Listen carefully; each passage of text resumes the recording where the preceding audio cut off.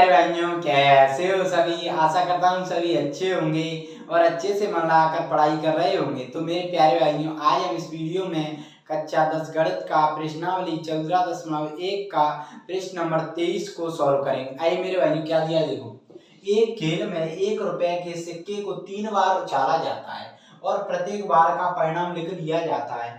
तीनों परिणाम समान होने पर अर्थात 3 चित्त या 3 पट प्राप्त होने पर हनीफ खेल में जीत जाएगा, अन्यथा वह हार जाएगा। हनीफ के खेल में हार जाने की प्रायिकता परिकलित कीजिए। तो क्या करोगे, पहले लिखो हल। देखो, प्रायिकता निकालने के लिए अनुकूल परिणामों की संख्या चाहिए और अपॉन क्या होता है, कुल परिणामों की संख्या। तो देखो, एक सिक्के को अब एक रुपए के सिक्के को आप 1 रुपए के सिक्के को 3 बार उछालोगे, 1 रुपए के सिक्के को 3 बार उछाला जाता है, तब परिणाम क्या आता है मेरे प्यारे भाइयों। देखो, 2 की घात 3 या 2 गुणा 2 गुणा 2, या इसको लिख सकते हो 8।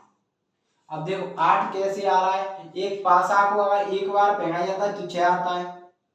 एक पासे को 1 रुपए का सिक्का, एक सिक्के को एक बार फेंका जाता है तो 2 आता है।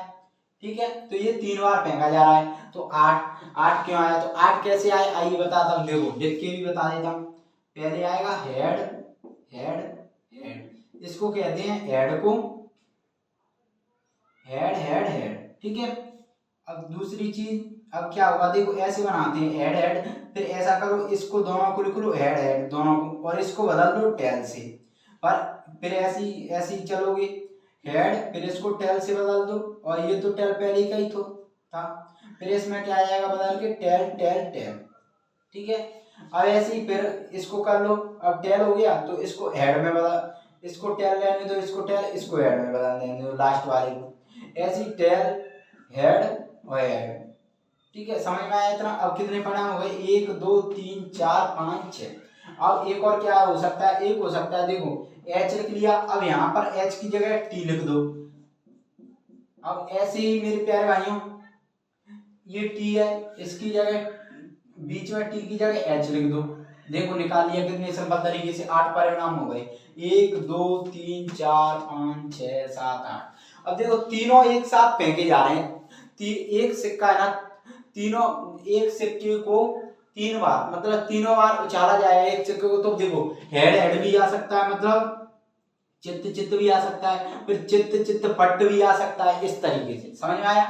अब क्या निकालना क्या है हमें, हनीफ के खेल में हार जाने की प्रायिकता, हार जाने की प्रायिकता। तो कुल संभव परिणाम हमारे पास हैं, तो हमें अनुकूल परिणाम निकालने पड़ेंगे। तो क्या कह रहा है, देखो पहले तीनों परिणाम समान होने पर अर्थात 3 चित्त या 3 पट प्राप्त होने पर हनीफ खेल में जीत जाएगा। तो 3 चित्त और 3 पट तो हटाने पड़ेंगे, क्योंकि हारने की पूछ रहा है, तो ये हटाओगे तभी तो हारने के अनुकूल परिणाम निकलेंगे। तो एक ये और एक ये माइनस कर दोगे तो ये कितना बचा, 6 बचा। तो अनुकूल परिणाम की संख्या क्या आ गई, 6। हार जाने, ठीक है, हार जाने की अनुकूल परिणाम, अनुकूल। ठीक है, अब प्रायिकता निकालोगे यहाँ से मेरे प्यारे भाइयों, तो प्रायिकता कितनी निकलेगी, अनुकूल परिणामों की संख्या कितनी है, 6 अपॉन टोटल परिणामों की संख्या 8, 2 3 6 2 4 8। तो ये कितनी आ जाएगी, 3/4। हार जाने की खेल में हार जाने की प्रायिकता 3/4। मेरे प्यारे भाई ऐसे इस तरीके से आप एक सिक्के को और 4 बार उछाला जाए तो इस तरीके से ही आप ऐसे इस तरीके से कर सकते हो। ठीक है, तो मैं आशा करता हूँ आपको प्रश्न समझ में आया होगा। धन्यवाद।